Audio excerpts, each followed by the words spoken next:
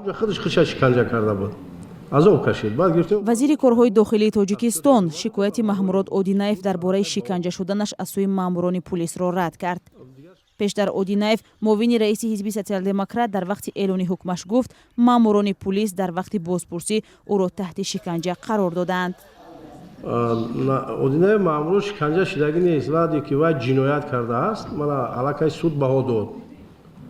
суд баҳо дод ки ҷиноят кардааст. лекин саволаш надодем ки баъде ки ҷиноят кардӣ нисбати намояндаи давлат куҷо пинҳон шудӣ охир?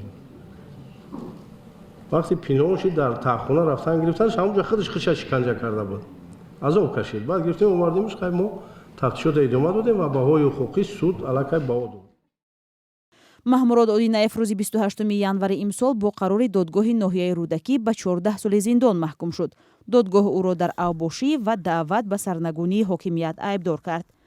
додгоҳ ҳамчунин Ҳабибулло Ризоев писари Маҳмурод Одинаевро 58 000 сомонӣ ҷарима баст.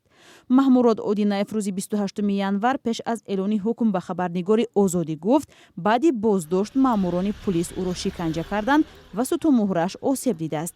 инро пайвандони ӯ низ тасдиқ мекунанд. ман падарам дидум вақти пеш аз хабиданшон ҳолиш беҳтарин буд. ҳозир миёшаш касаги почашаш касаги чашмош кура намебина. ман дуранда дар ҷон гуфтум маем Ҳабибуллоюм, мара нашинох.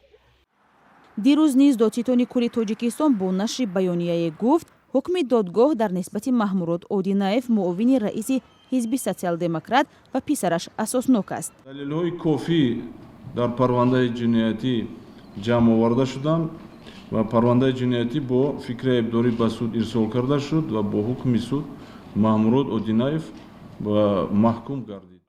аммо худи Одинаев ва наздиконаш айбномаи мақомотро рад мекунанд. Меҳринигор Ризоева ҳамсари пешини Маҳмурод Одинаев рӯзи 19 феврал ба Радиои Озодӣ гуфт ҳафтае пеш аз болои ҳукми додгоҳи ноҳияи Рӯдакӣ ба додгоҳи олӣ шикоят бурданд. ӯ гуфт баъд аз эълони ҳукм шавҳарашро надидааст ва танҳо барояш хӯрок ва либос мебарад. ба гуфтаи пайвандонаш Одинаев рӯзи 20 ноябри соли гузашта ва баъди дархости гирдиҳамоӣ дар маркази Душанбе нопадид шуд. ӯро баъди 2 ҳафта дар ҳудуди шаҳри Душанбе дастгир карданд. номи Маҳмурод Одинаев соли 2012 баъди марги Ҳамза Икромзода маҳбусе дар Душанбе ба расонаҳо роҳ ёфт. Одинаев он вақт гуфта буд писараш Сунатулло Ризоевро ҳамчун шоҳиди ҳодиса аз Душанбе ба зиндони Хуҷанд интиқол доданд ва ӯ мавриди шиканҷа қарор гирифтааст.